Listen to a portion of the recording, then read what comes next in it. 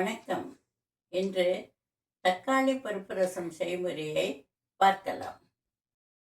ஒரு சிறிய எலுமிச்சங்காய் அளவு புளியை 1 மணி நேரம் ஊற வைத்து காம்பு கோடு இல்லாமல் வடிகட்டி எடுத்துக்கொள்ளவும்.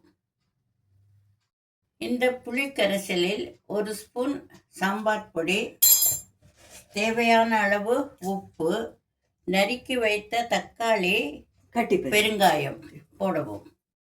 இந்த கரைசலை அடுப்பில் வைத்து புளிவாசனை போகும் வரை 10 நிமிடம் கொதிக்க விடவும்.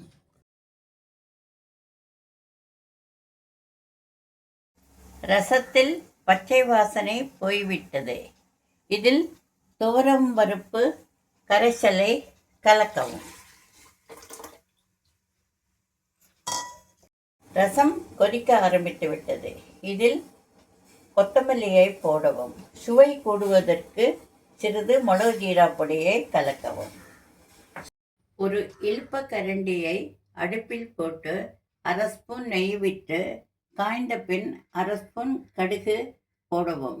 வெடித்த பின் ரசக்கலவையில் கொட்டவும்.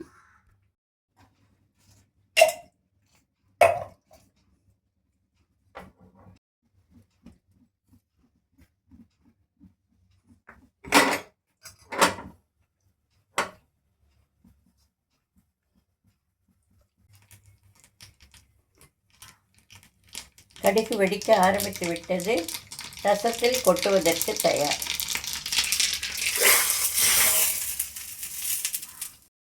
சூடான சுவையான தக்காளி ரசம் தயார். ஈயச்சொம்பில் செய்வது பாரம்பரியம்.